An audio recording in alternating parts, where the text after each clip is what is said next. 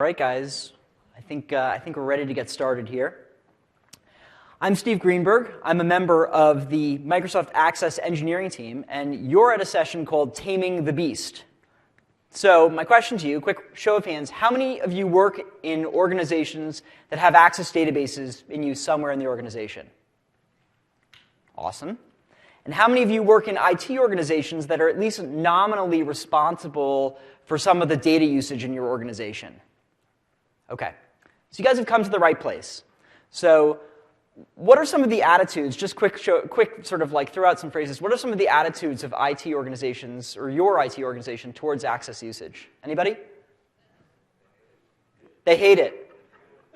Sorry, speak out louder. It ruins data. Stop using it. Kill Access. Anybody else? Any harsher words for the Access team here? Pain in my ass. So it maybe it doesn't surprise you, maybe it does. We're super aware of this problem. And it's one of the reasons that over the last couple of years, we've been putting a ton of effort into Access services. So what I hope you come away with from this session is some specific action items that you can take to start taking control of Access in your organization. I know some of you have not been to some of the other Access sessions, so I quickly want to just show you a 2-minute video that talks about sort of the prototypical Access services application in our new platform. And so I just want to roll this, just because it'll give you a sort of a good baseline.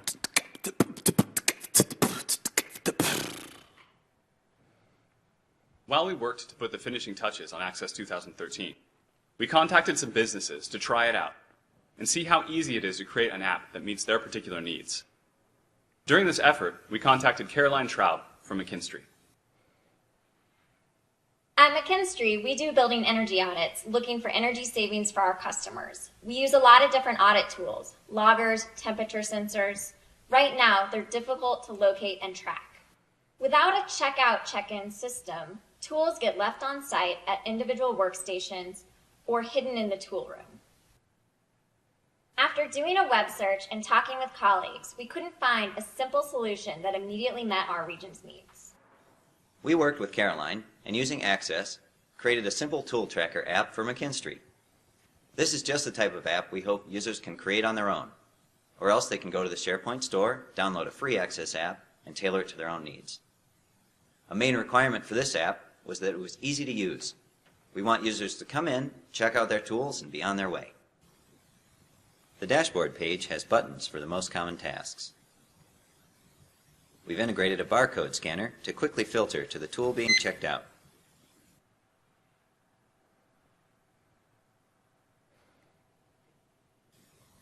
Once the tool is checked out, it appears in the checked out list. Bulk checkout can be used to check out many tools at once. Simply scan them in and click the checkout button. Here, a job name can be added. Again, now that they are checked out, the tools appear in the checked out tools list. Simple. The web app solution was affordable, easy, and ready to implement. Check it out at office.com/preview. Choose the option for small business to get started. All right. So McKinstry is this Seattle-based green construction company. Caroline is not a member of their IT staff. She's an engineer. And she needs this application to track the tools in her closet. And that's a classic example of the type of business problem that's important, but not important enough to justify the creation of a full .NET application to solve it. And even if you did create a .NET application to solve it, that's a process that's evolving so rapidly, and it's such an ad hoc process that it would likely get out of date. So you want Caroline to be able to create an application and in a self-serve way. And she did that using Access Services 2013. And as you saw, it was based in a browser, and it was backed up not by a Jet database, not even by SharePoint lists, but by a SQL database on Windows Azure. And in a nutshell, that's what Access Services is all about. So with that as sort of an introduction, I want to dive deep into this manageability and this kill access at all costs problem that we talked about. So have you ever heard any of these statements? My hard drive died and I need to close the deal today. Can you help me recover the data? Or, yeah, sure, the database has customer information in it and I have no idea what you mean by permissions. Or, yeah, our sales figures, they don't match the other departments because we actually use two totally different sets of data. So that's why our groups are making completely different decisions. So these are relatively common situations that we hear about with Access databases. And they arise because there's this tension between agility and manageability. On the one hand, you want to enable your organization to build apps for their business and make the business more efficient and improve the business. On the other hand, it's a big problem when data ends up in an unmanaged place. It creates all the problems that I talked about on the previous slide. And I like to think about this problem with the metaphor of Stratego. Anybody know Stratego? All right. I played a lot of Stratego in my high school years.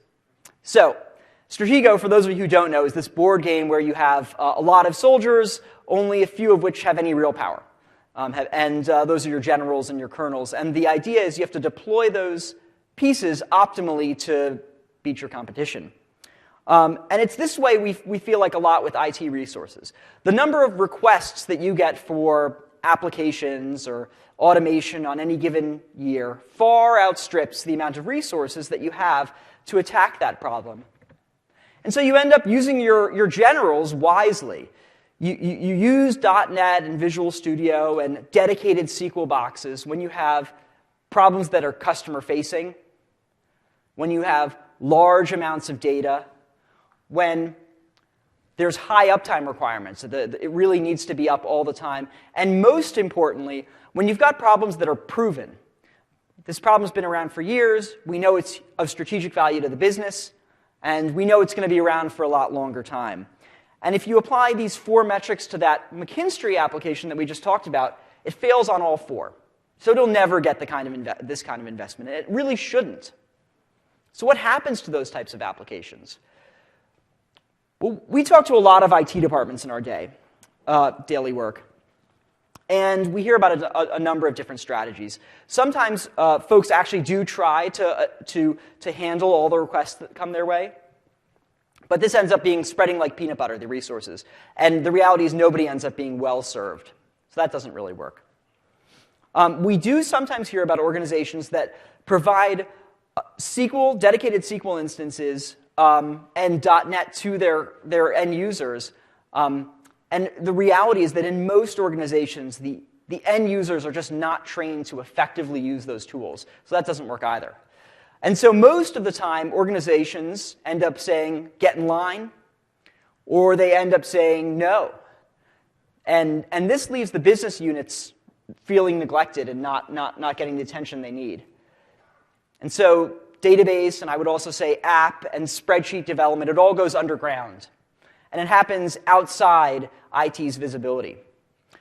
And really, this is the common state of database and app development and end users today, and it's a terrible place to be.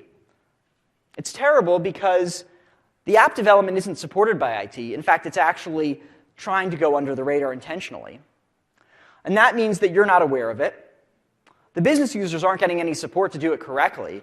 But at the end of the day, when something goes wrong with the data, we know who's going to be blamed. Ultimately, IT is held responsible. And so it's a really problematic situation. And we think that there's a better way. We've seen IT organizations partner with business units and both give them advice and infrastructure to do things in a self-serve way. And this probably isn't news to any of you. You're here at a SharePoint conference, and SharePoint is all about self-serve technology. But this old adage, give a man a fish, you have fed him for a day, but teach a man to fish, and you will not have to listen to his incessant whining about how hungry he is. We think that that's kind of applies to this situation. And we think that Access plus SharePoint plus Azure is a great solution here.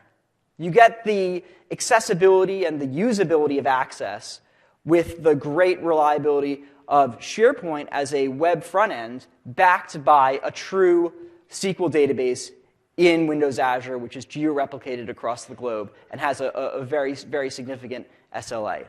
So you're enabling your users to be agile, but you're enabling them to do it in a managed environment.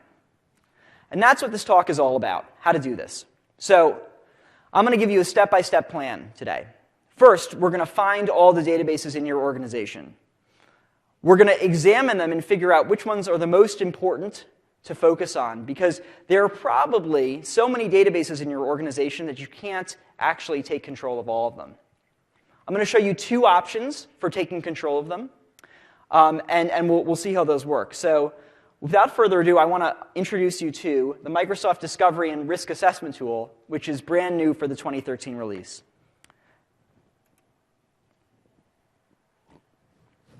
Okay, so this demo requires a pretty heavy bandwidth, and I'm going to show you a video rather than doing the live demo, because as I was practicing it, there was too much blue spinnies. So I've got some videos to show you.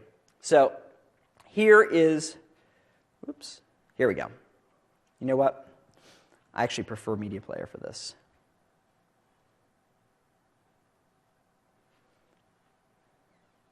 All right. So we're in Windows 8, and we go and we launch the Discovery and Risk Assessment tool.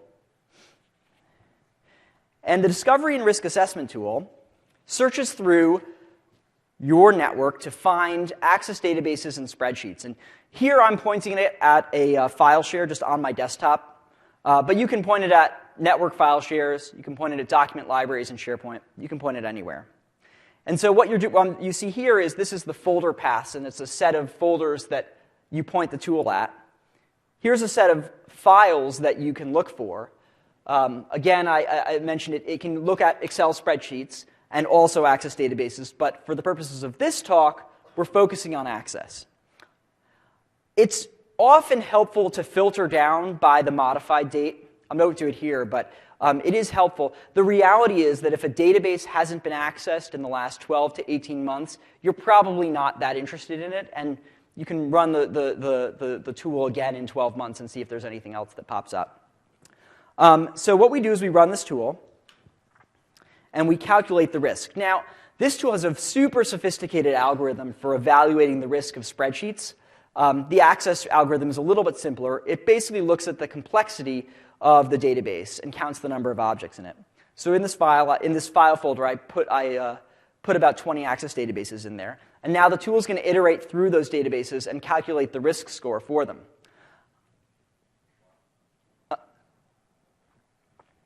Now, I should say the tool right now, when I ran it last night and took the video, it was running against cached results, so it's pretty speedy here.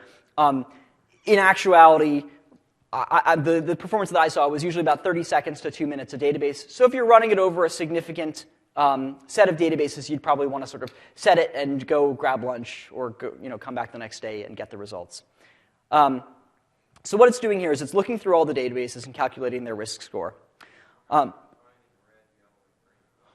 Sure. So the risk score is calculated based basically on the complexity of the database.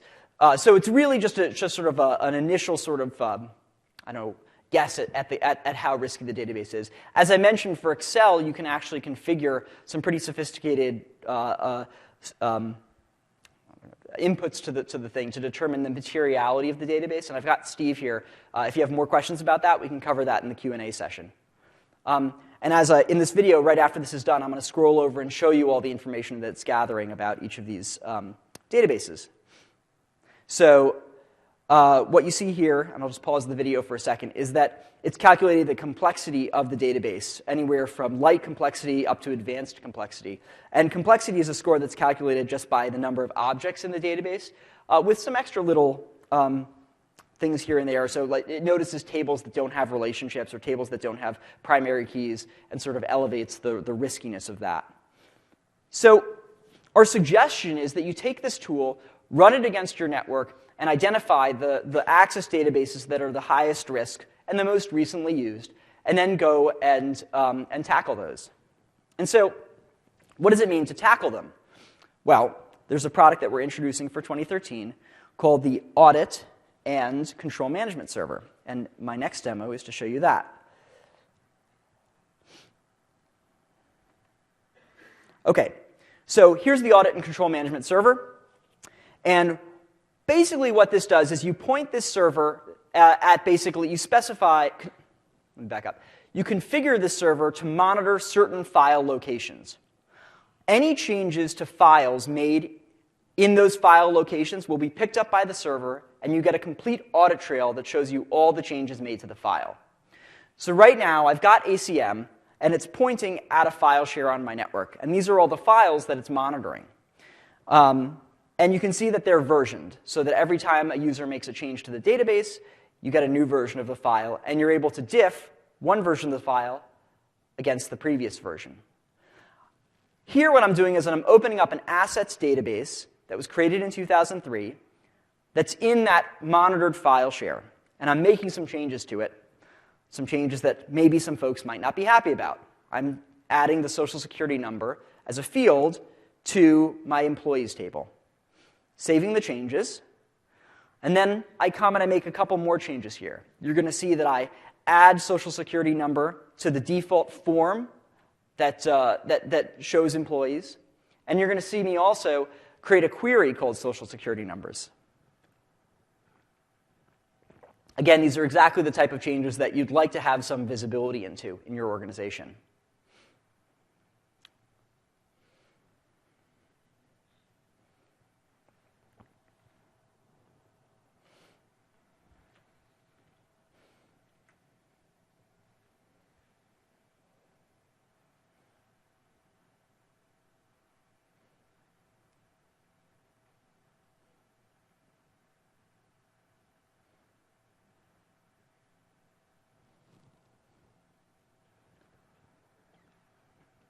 The last thing that I do before saving the database is that I go into VBA and change some VBA.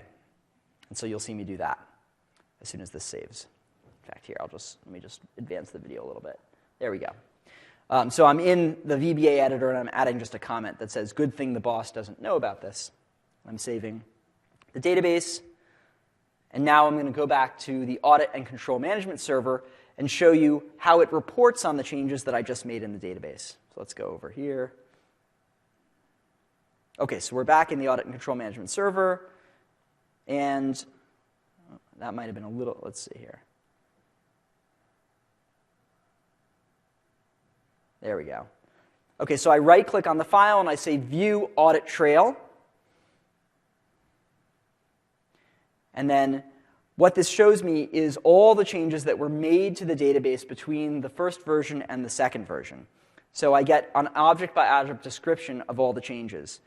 That's the table changes. It shows me that when I added that Social Security number column, Access also changed the indices, the indexes.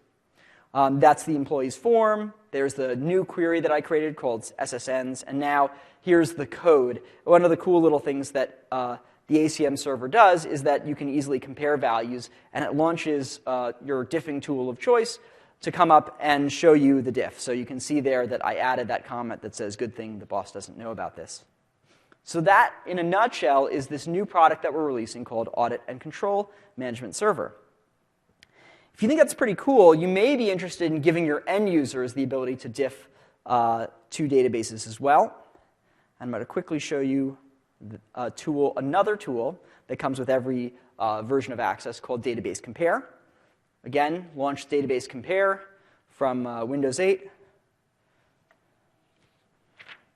Point it at the two assets files, the one that before I made the changes and the one after I made the changes. And click Compare. And this uses SQL Server Reporting Services, spins for a little bit. Let me just take it past this and take it to where, yeah, so here's the report that you get. And this is just a report view of some of the same data that we showed. And it's available to all your end users. You don't need the server installed at all. It's just a small client application. Cool. So if there's any more questions about that, please, oh, sure. We can take them now. Does this come as part of the on-prem version too? Yeah, so Yes, there's nothing about this. This isn't an SPO only thing. This comes as part of the on-prem version. And I'm sure there'll be plenty more questions later. Also, I've got Steve, who's the expert on this technology here, so I may bring him up afterwards to answer your questions about this. But let's, for the moment, go back to the deck. OK. So what you just saw is that I used the discovery and risk analysis tool, risk assessment tool, to search through all the databases in my organization. And I used this risk score to decide, together with the modified date, to target a particular set of databases that I wanted to manage. And I showed you one option for managing them. You can basically start monitoring them with the audit and control management server. And one of the cool things about this is that the end users who are working on the database don't have to be bothered by this at all. You can just do it, and they can continue working the same way they have always worked. So there's really zero impact on the user, and that's a huge value. I'm really happy. I'm really happy about all the access services stuff that we're going to be showing you in a minute. I'm also happy that I can tell you that this is a solution that will work with your organization just continuing to develop access apps the way it always has developed access apps. But I do want to move on to access services right now and basically show you the second option for managing databases. So what I just showed you was a really good solution, but at the end of the day, users are still developing databases in Jet. And is that really where you want to go? So on the left here is the computer that I was using in 1997 when the Jet Database Engine Programmer's Guide was released. And on the right is Windows Azure and a picture of one of our data centers. And I think you have to ask yourself, do you really want your users building applications in a tool that was designed for that kind of a time period? We've come a long way from then, and wouldn't it be great if your users could easily develop applications on Windows Azure with SQL databases? And that's exactly what Access Services allows you to do. So, before I dive into the demo here, I want to talk a little bit about what it means to manage a database. So, most Access databases are generally separated out into two broad parts. There's the interface, sometimes called the front end of the application, and then there's the data, or the back end of the application. And the management concerns, or the specifications that you need to do for both of those, they're different. With the interface, what's really important is that there's one version of the interface, and that your users who use the interface can clearly get to it, and when you have updates to that interface, they can clearly easily get those updates automatically. And that's about it for the interface. The data is a little bit trickier. Again, you need one version of the truth. You definitely don't want multiple versions of the data going around. But it's really important that the data be backed up and that it be permissioned so that only the right users can get to it. So what we're looking for is a solution that manages the interface and manages the data. OK, so what we're going to do in this demo, I'm going to give you a sneak preview with this architecture diagram, and then I'm going to walk through it. So we're starting with an Access database, like any other Access database. And this is what we're going to end up with. So let me talk about where we end up. We end up with the Access database, the file itself, in a document library. Nobody in the audience is gasping. I know that as Microsoft, we have strongly recommended that you not put your databases in a document library. But I'm here to tell you that it's a fine thing to do if there's no data in the database. If all the data is in linked tables, and the database is really just the front end, just the forms and reports, it's really a fine place for a database to live. That messaging's a little bit hard to sort of get across, so we haven't perhaps been the best at it. But it's really true. So the database is going to end up in a document library with linked tables, not local tables. The linked tables are going to point to a SQL database in Windows Azure. Now, you can absolutely have your customers, your users, sign up for their own Windows Azure account and create a SQL database and put the data in there. But why would you do that when Access Services gives you that ability for free, out of the box, with one click? So we suggest that you use Access Services. It's just a lot easier for your end users to use. Another one of the benefits that you get, sort of the cherry on top, for using Access Services is that we're going to automatically create an HTML and JavaScript front end to that data. And you're going to access that using a web browser. So quickly, let me tell you where you end up here. The data's in a SQL database. You've still got your Access front end, so all your VBA and your reports that you've invested, potentially decades in, still works. It's in a document library so that when you want to update it, you can easily update it. But you also have this HTML and JavaScript interface, which you can increasingly move your customers to. All right. So with that as background, let's actually watch it in action. And we'll switch over to the demo machine. OK. So here's a database called Assets that was created in 2003. I'm sure this looks familiar to everybody in the room, this type of database. What I'm going to do here really quickly is I want to quickly fix it up so that it's compatible with SQL database. For those of you who are familiar with Access Services 2010, when we stored our data in SharePoint lists, this process was very onerous. We had a whole thing called the Web Compatibility Checker. The reality is SQL is very flexible. And so what I'm doing actually right now is optional, but I wanted to sort of just show it to you. In the vendors table, there's a field called state/province. The slash character is not valid in SQL, so I'm going to change it to or. If I didn't do this, it would still all work. It's just that we would automatically rename it, and you'd have to sort of rejoin your forms to point to it. By doing this right now, I get the benefit of Access name fix-up. So Access fixes it up automatically, and there'll be no sort of reconnections necessary afterwards. All right. So now the database is ready to go into, the data in the database is ready to go into a SQL database on Windows Azure. So here is my SharePoint Online site on Office 365. What we're going to do now is we're going to create a a new Access Services app for me to pull that data into. And so I'm going to add an app.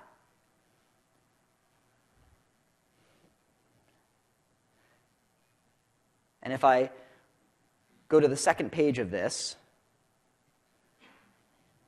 you'll see that there's an option called Add an Access App. So we're going to click that, and we're going to call it the Assets app. We're going to click Create. OK, so what's happening in the background here? We're creating an Access Services app on SharePoint. It's an app just like any other SharePoint app. And we're also going ahead and creating a SQL database in Windows Azure automatically in the back end without you having to do anything. All right, let's see. I should have just named it Access so it would sort alphabetically here. OK, so let's see. It's still adding. This does take about just a little bit of time. So I'll keep refreshing.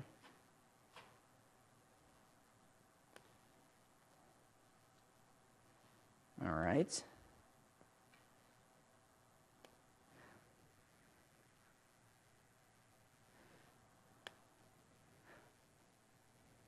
The database, I should say, is also managed by SharePoint permissions, so that anybody who can access this site with read-only privileges can read the data in the application. Anybody who can access the site with read-write privileges can write the data in the application. And anybody who can access the site with full control permissions can actually modify the application. Let's go in and see. All right, here we go. So here's our app. Now, for the moment, this app doesn't have very much stuff in it because we haven't put anything in it yet. So in fact, you get this page that says, well done. You've successfully created an Access app. Now it's time to start designing. And so what you want to do is open this app in Access to start adding tables. So it's a pretty fundamental piece of Access Services, so it bears sort of digging into. With Access Services apps, the Access-rich client is used as a designer. Think of it as your end user's version of Visual Studio. They use it to redesign the application, but they can use the application inside of a browser. So here's the application. And the first thing that it asks you to do, since it doesn't actually have any data in it right now, is it asks you to add tables. Now, the reality is we've already got our tables. So they're in this other desktop app right here. I'm going to close this, and I'm going to say, create a table from an existing data source. So we're going to go and we're going to point to that Assets app on my desktop. And we're going to click OK. Select all the tables and click OK. And so now Access is acting as the arbiter, basically taking the data from that local Access database and pulling it into a SQL database on Windows Azure.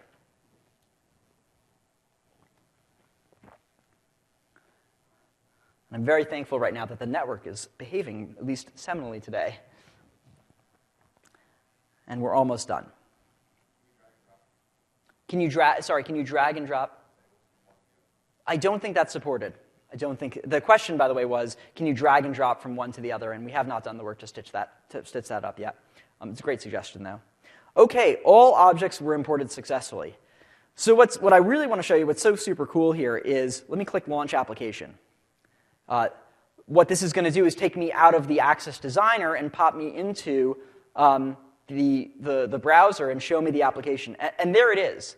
I haven't done any design here. All I've done is import the tables. This HTML JavaScript application is automatically created for me out of the box. Now, it's a little ugly, and I'll take care of that in a second, but it's pretty cool. And the data's here in a list view. There's a datasheet view accessible from the browser. It's all in a SQL database in Windows Azure. It's all ready for the user to use without any design at all. But let's make it a little prettier. So let's go back into the Access client. Some of these tables just don't deserve being part of the top-level navigation. So I'm going to right-click them, and I'm going to say hide. I'm going to hide depreciation. I'm going to hide maintenance. Hide status. And so all I end up with is three tables: assets, employees, and vendors. And those stars are kind of generic. Why don't I give them a cool icon? So assets can be a computer. And I know there's a computer here somewhere. I know it's here somewhere on the sec. Oh, there we go. Cool. And employees can be a picture of some people. And they're right there. And vendors can be a picture of a guy near a board. It's right here. Obviously, there are other choices if you have other preferences. I save those changes, and I launch the application again. And now I've got an application that's cleaned up and much more sort of easy to get my head around, or for my users to get their heads around. I want you to check out one more thing here, which is we automatically created this control. We call it the related items control, and it's automatically created because we think that relational data is super key to Access. If you've just got a flat list of data, in all honesty, Excel is a much better place for you. Access really shows its value when you've got multiple related tables, and one of the things we do there is automatically create this user experience. So for this iPad, its depreciation and maintenance history are available right here, and the same thing is true for every single item. It looks actually, let me go and open up the previous application here. It doesn't actually look that different from this. And what's so funny is we've done a lot of work to sort of examine the VBA and the custom logic that folks put into traditional Access applications. And a lot of it was to sort of do things like this, like make these kinds of navigations. And we've taken the patterns that we saw most frequently and just made you get them out of the box without any extra effort on your own. Okay, so where are we right now? We've got an Access application. We've got a new Access Services application that has all the data from the previous application, but there's probably still stuff here that I'm interested in. Maybe I've got some VBA here for automating business processes, and so my users aren't fully ready. Excuse me, let me just go to the browser. They're not fully ready to just use the browser experience. Some of them, at least, need to use the traditional desktop experience. Okay, so let's get that database to have linked tables and get it up into a document library. So here's the database. And this is the step where everybody freaks out. So we're just going to delete all the tables. Because you don't need them anymore. They're now in SQL. All right, done. So Now this is a database without any data in it, and we need to fix that. So what we need to do is actually point this database at the data that's now in SQL on Windows Azure. And to do that, we need to just get the necessary properties to create an ODBC connection string. So we return back to our web application, and we go to the backstage. And right on the info page right here, there's this section called Connections. Now, we don't have these enabled by default for security reasons. What I'm going to do here is create an ODBC connection that burrows through the Windows Azure firewall directly to the data. And it's going to have it's going to use SQL authentication. So anybody who has this username and password can get at the data. And that's super powerful, and we definitely are happy we're giving everybody that capability. We didn't want to do it by default, so you have to configure it yourself. But it's very easy to configure. All you do is you click Manage, and you say, I want to enable connections from any location. And then you say, I want to enable the read-write connections rather than the read-only connections. And then you say, view the read-write connection information. And this dialog shows you the server, database, username, and password that you use from anywhere in the world to get at your data in Windows Azure. So let's go and use that right now to create link tables in our desktop database. So we're going to go back to the desktop database, and we're going to choose External Data, ODBC Database. We don't want to import. That would completely defeat the purpose of this. We want a link. So we click Link, and we click OK. The next thing we're going to need to do is choose our data provider. And for that, you need to actually download the SQL Server Native Access Client 11.0 from MSDN, because that's what we're going to use. And we click Advanced, and we specify the properties here. So let me just get this out and make sure that I type these things correctly. All right, so the first property is server equals, and then we copy the server. And then the next property is database equals, and we copy the database. Then we have UID equals, we copy the username, which is just the database name with underscore external writer at the end of it. And then we do PWD equals, and we copy in his password.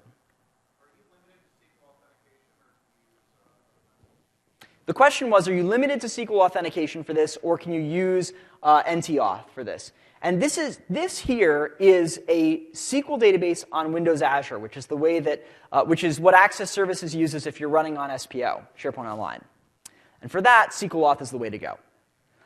It's really what you're doing here is you're creating every Access Services application has a unique SQL database for it, but it's in an account that's managed by Microsoft. If you are using SharePoint on-prem instead, and you configure SharePoint on-prem to talk to your own SQL server, well, then you can do anything on it. It's your SQL server, and NTAuth will work on that. So if you're in an on-prem environment, NTAuth is an option. So I've specified all the connection string properties. I click OK, and we click Next. We'll call this the Access App Connection. Click Next, Finish, and let it spin for a second. And then we'll click OK. And we need to paste that password in one more time. Click OK. And now what it's going to come up with is a list of all the tables. Now, there's way more tables here than there are actually tables in the application. What you're seeing here is all the system databases that Access uses to manage the database. We don't need those. All we need is the ones that are prefaced by access dot. So we need asset categories, assets, depreciation, employees, maintenance, status, and vendors. Whoops. We don't need trace. The trace table is a table that if you're using data macros, you might find it helpful. It helps you debug data macros. If you want to learn more about data macros, there's a session called Diving Deep into Access Services. Happens to be right now, so you'll have to watch it on the DVD. And I want to save the password here. I'm going to put this database on a document library, and I'm going to protect it with SharePoint permissions, so I feel comfortable saving the password into that database. It's going to ask me to confirm that choice, however, for every single table in the database. So.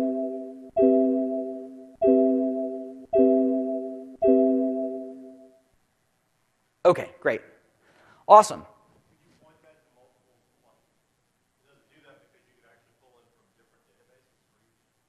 That is a great question. The question was, why does it do that? Does it do that because you can actually point at multiple places? And the answer is, of course, yeah, you can link tables wherever you want. What I'm showing you here is a sort of a streamlined method just to move one database with data up to SharePoint. There are obviously innumerable combinations of things that would have slightly different paths here. These databases are called access underscore. If I want all the forms and reports to work, I've got to rename them to get rid of the access underscore, so bear with me for just 1 second while I do that. So I rename to remove all the access underscores.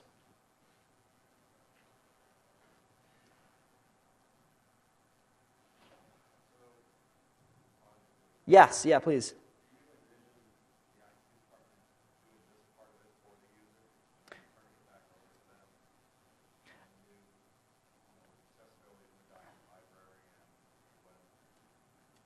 The question was, do I envision the IT department doing this for the user and then turning it back to them? I think so. I mean, it depends on your organization's mileage may vary, but the reality here is, my hope here is you've used the discovery and risk analysis tool. You've gotten down to a relatively manageable set of databases that you want to do this to. I don't know what the exact number would be, but it's probably high enough that you wouldn't want to fully rebuild all these databases in .NET, but low enough that you could spend the half hour to 2 hours or so with this process per database to get it done. Certainly the dialogue and the copy pasting that I'm doing, it's not really designed for your typical IW. This really is an IT scenario. Okay, so I've renamed all those databases, those linked to the tables. And just to show you that they are connected up to the same data, I'm going to open up the assets form. And I'm going to show you, let's see, we'll add some data. So we're going to add a new asset that's maybe called Microsoft Surface. And we'll say that let's see, is a great Surface. And we can save that in the web. And maybe add some maintenance, say, on, let's see, maintenance date. Actually, I would want to redesign this so that I could actually see the full strings here. And that would just be a matter of going to the designer and stretching them out. But we'll just leave it at that for the moment. And go back to Access here. And what you'd see is that the data, and I'm a little bit surprised, this is demo fail. I'm a little bit surprised that that's not showing up. Maybe it's I just have to close the form and reopen it. When I was practicing things, I always did it in the client and then saw it on the server. So that should teach me for changing things up in front of folks. Yeah, there you go. Thank you, whoever suggested that. You are obviously know more about Access than I do. So here you go. Here's the Microsoft Surface with the maintenance performed at 11.1. So these truly are talking to the same data. Let me just finish. I've got a minute more of this demo, and then I'll take some questions, because I know you probably have a ton of them. Okay, so I'm going to close this down. We've still got this database here on the desktop. We want to put it in a document library so that it's manageable.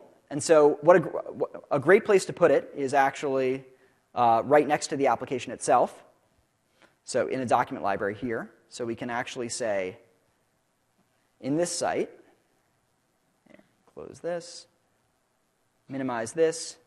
We can drag the assets document here, and it uploads to the document library. And so that sort of completes the picture of what I showed you in the slide. Now the network's being a little bit slower. I'll take a question now. Somebody had a question. Yeah. Okay.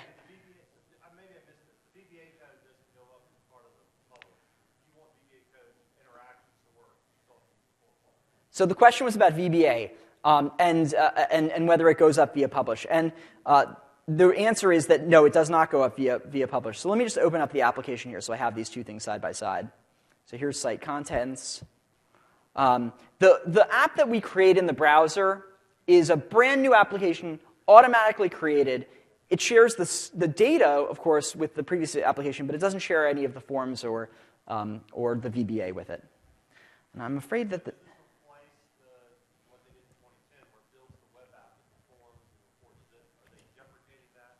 Great question. So the question was, does this replace Access Services 2010? Access Services 2010, let me just open up the app here a little bit. So these are all my apps. Here's the Assets app that I talked about. All right, so now we've got the traditional desktop app here, and we've got the new app right here. And the question was, does this replace Access Services 2010? If you build apps using Access Services 2010, they continue to work. And you can take the data from those applications and move them into Access Services 2013. But yeah, there's no migration story that takes an Access Services 2010 app and automatically moves it with all its logic and user interface into Access Services 2013. It's just, you can only do a data migration. And do you still have the option if you want to publish your tables to SharePoint as well as the other method? The question was, could you still have the option to publish your data to SharePoint lists like you did in Access Services 2010? Access Services 2013, by default, uses SQL databases. You can reference SharePoint lists, but the references are, and you can use them as an external data source and join them together with your SQL data. But that connection is a read-only connection, not a read-write connection. So it's intended for reference data, like referencing a document library or a calendar, not for really interacting with lists. Let me quickly continue with the demo, and then I'll have plenty of time to take questions, I think. Okay, so we've got the app here. I also just want to sort of complete the circle here by saying if we click the app here, users don't need to click edit here. They just need to click read only. The reason for that is that they're not editing the application. They're just using the application inside of Access to edit the data that's inside of SQL. So all they need to do is click this, and it downloads the database from SharePoint, from the document library, and they can use the interface as they've always used it. And then also, they can also edit it anywhere they want to with the HTML and JavaScript experience. So let me return back to my slide deck.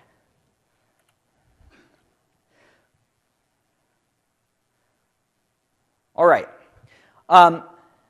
So what you just saw me do, just to wrap up, is, to sum up this. I've got more after this. You just saw me take a traditional Access database file, adjust the names to be compatible with SQL. I created the Access Services app on SharePoint Online, and I moved the data into that app. I connected up the existing Access desktop database to use that SQL database data as an external data source, and then I took that database file and put it into a document library. You can, at this point, use either the traditional desktop database or you can use the HTML JavaScript application. We think the HTML and JavaScript is a great way to do it. It's easier for users to get to. They don't have to be running Microsoft Access on a particular version of Windows. It's great for geographically dispersed teams. So we think it's a good experience going forward. So now, having done that, I want to just quickly touch on some of the benefits that Access Services apps get for being part of the SharePoint app model that you're hearing a lot about this week. And there are two that I want to focus on. The first is that as an IT person, you can use the app catalog to push apps out to other people in your organization. And I'll show you that in 1 second.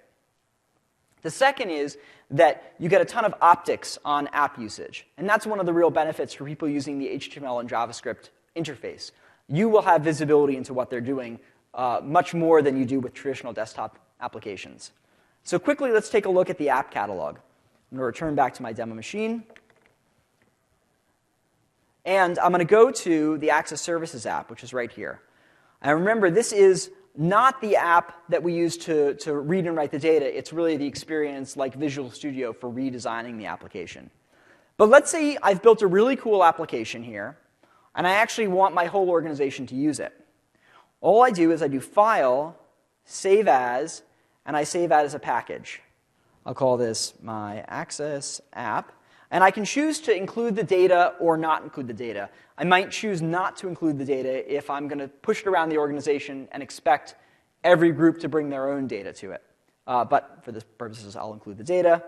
I'll save it on my desktop and click OK. And what Access is doing right now is it's creating a file on the desktop that is this application. Now, it's not an MDB, and it's not an ACDB file either. It's a .app file or a .app file. I don't know how many people here have been attending the sessions on the app model, but a .app file is the new SharePoint app file. Now, if I were to actually open this up with WinZip, what I'd find inside of it, we like to call these files turduckens, because they're really one kind of package inside of another kind of package inside of another kind of package. What I'd find is that this package contains a WSP in it with instructions to set up the SharePoint site, and it contains a DAC pack inside it with instructions to set up the SQL server. So that's really what this thing is, but we call it a .app file. And now here is my team site again. And I want to quickly show you the app catalogs. Let's see, Access, which site am I using? MicrosoftAccess.SharePoint.com. There we go. OK, so this is the app catalog that controls this site. You can think of the app, you would have an app catalog for your entire company, or per site collection if you're a large company. But it's really easy to go into the Apps for SharePoint area here and drag this app file into it. And what I'm doing right now is I, the IT person, the tenant admin, am sort of putting my blessing on this application, and I'm saying, this is something that I want my whole company to use, and I'm putting it in the app catalog so that it will be available for people who are creating new content in SharePoint. And there it is right at the top there, My Access app. And so now, let's go back to here. So here's, now it's the end user experience. If they go to add content to their application and they just filter down to apps from their organization, then My Access app is front and center. So that sort of brings you full circle. Now, this is a sort of a workflow that you can use for the scenario of pushing stuff out to your organization. The same thing goes for pushing stuff out to the world as well. This is one of the quickest ways to get stuff into the App Store. You can build an app in Access, save out the package, register for a developer account, and push it up to the store. And that's what you can be submitting content to the new SharePoint store in a day. So that's the app catalog. I also want to quickly show you. Great question, and thanks for helping me connect the two demos. So the question was, is that just the web part of Access? And the answer is yes. So what I just pushed up there, if the user installed it, would just be the web experience. It would not be the traditional desktop database. If you were interested in pushing that out, I bet if you come up afterwards, we could sort of figure out a convoluted way to get that desktop database into the WSP so that it would be deployed. So there's probably a way there, but it's not done by default. I also want to quickly show you the monitoring experience. So this is another site. It happens to be one that's being used a lot back at Microsoft. And this application, I just want to show you the details on it. So every application in SharePoint allows you to do this. This is not an Access-specific thing, but I just think it's a super cool thing from a manageability perspective, because for every application that your users use, you get these statistics on it. You get information on who created it, what version it's on, whether there are any errors that you need to be aware of, and then a per-day graph that shows you usage. So here we know that this application for the last couple of weeks has been used on average by about 40 people a day, and it looks like people are by and large sort of logging in once to do their work and then logging out. There's a sort of relatively one-to-one ratio between launches and unique users. And I think this is really cool because it's such a contrast from what you traditionally get with Access databases, where you really have zero visibility into what's going on. All right. Let's go back to the deck here. Cool. So going forward, we think apps are the way to go. We really think that desktop databases don't meet people's expectations anymore for collaboration. They're just, people expect to be able to get to data on any device from any computer. And yes, sorry, Steve. It's a great question. So Steve asked whether there's an automatic mobile story for these apps.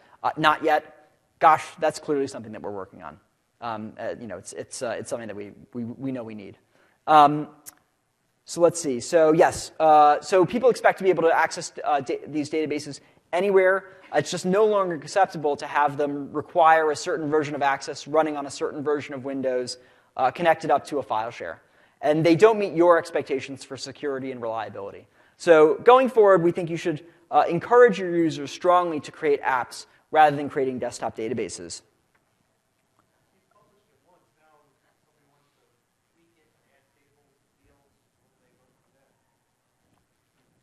Question was, we published it once, but if somebody wants to redesign it, what can they do? Yeah, it's a great question. All you need to do is open up the Access-Rich client. You can redesign it to your heart's content. Anybody who has full control permissions to that site can redesign it. They can go and tweak the user interface. They can add macros. They can add both user interface macros, which run as JavaScript, and data macros, which run as T-SQL sprocs and triggers. There's a ton of customization that you can do to the application once it's up. Totally, yeah. You can redesign this. So the question there was, can you redesign the SQL schema? Yeah, absolutely. You can redesign it in Access. This is the last slide, and then I'll take lots of questions. We're really excited. We're really excited because we're really proud of Access, but we know it's caused problems. We're really proud that Access helps organizations help themselves, but we know that desktop databases just don't meet people's expectations in the modern world. And so what we've tried to do is create a great way for end users in your organization to create apps as easily as they created desktop databases in the past. And that's why we partnered with the Windows Azure team to create a one-click experience for creating SQL databases on Windows Azure. And that's why we've partnered with Office 365 and SharePoint Online to enable you to build those applications on SharePoint so easily. So we think with Access Services 2013, you can keep your organization agile and keep your data secure.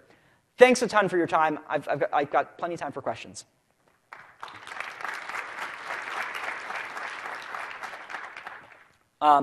Great. Yeah, please come up to the microphones.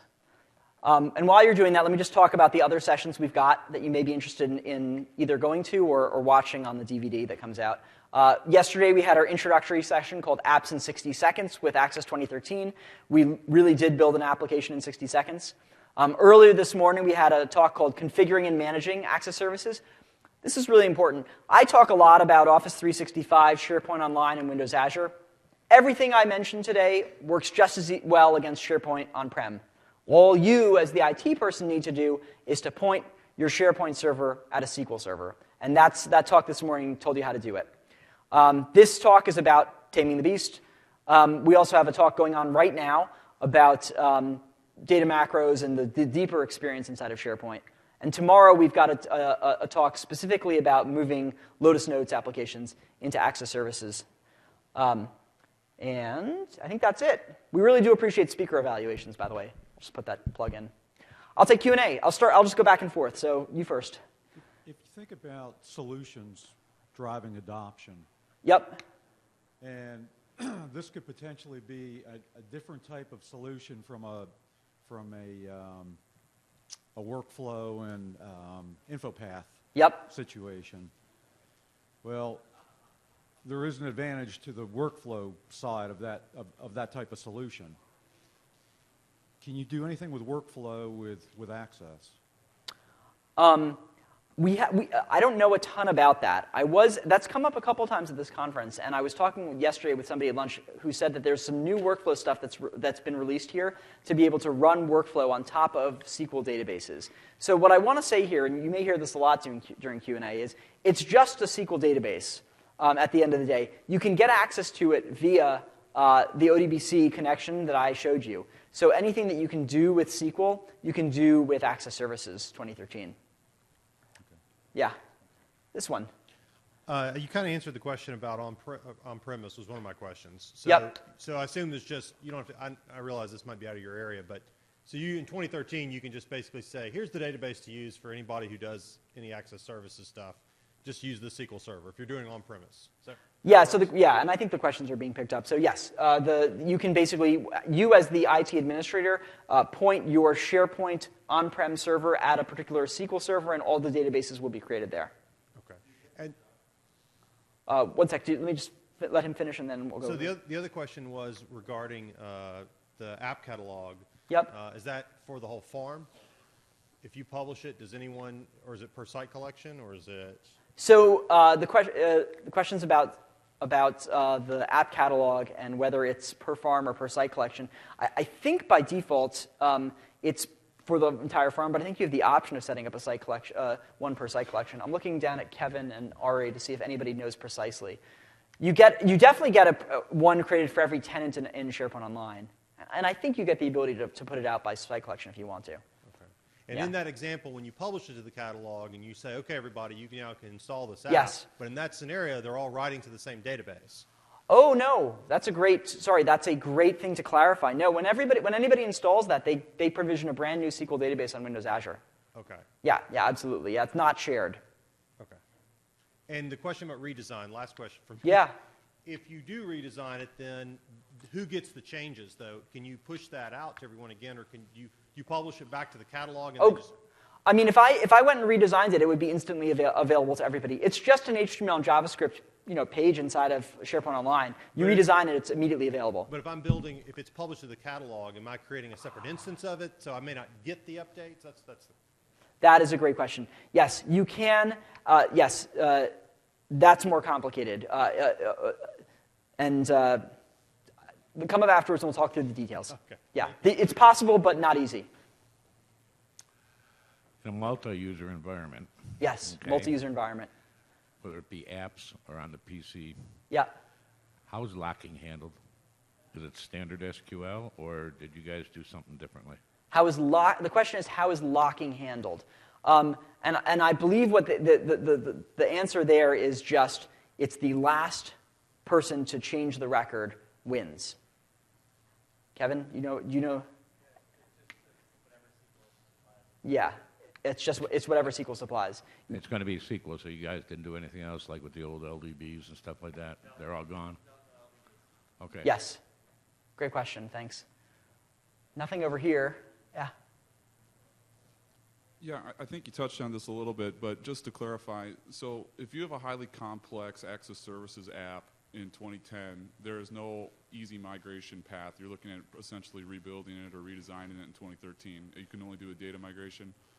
So, yeah. So like if you have thousands of macros, those aren't going to come over with it, right? I'm afraid not. If you have thousands of macros, there's not a one-click solution there. The macro stories are relatively similar, so you'll be able to reuse a bunch of the concepts that you did. Like a bunch of the things will be able to copy over pretty easily, but there's not sort of a one button, just move it over. Okay. The second question is, obviously we have this highly complex apps, and yeah. We're running into these situations where users create these monster apps in Access, and then it's something that they can no longer support on their own, so they rely on IT. Right. And then we get into this vicious circle again. And so is there any kind of best practice documentation or some kind of policy out there that says here's when you should go straight in and do .NET versus try to do something in Access?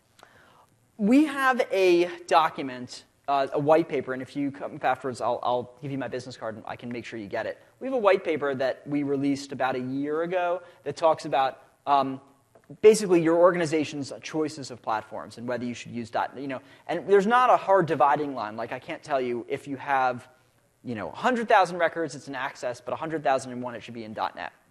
But there are sort of like, this document describes sort of the sweet spot of when it should be in Access versus when it should be in .NET. Certainly some of the scalability things and the record counts that previously used to be hard barriers to access are no longer relevant because we're on a SQL backend. Okay. Yeah, so we feel like we've got much more headroom than we used to. Okay. Last question. You mentioned there was a Lotus Notes session on There is. Let me just go back to the previous slide. It's tomorrow. Moving legacy data systems to SharePoint SQL Azure with Access Services 2013. Okay. It's tomorrow at 10:30 a.m. in Banyan ABCD. Great. Thanks. Sure. Any other questions? All right, folks, thanks a bunch. I'll be up afterwards. Please come up and chat. I really appreciate your time.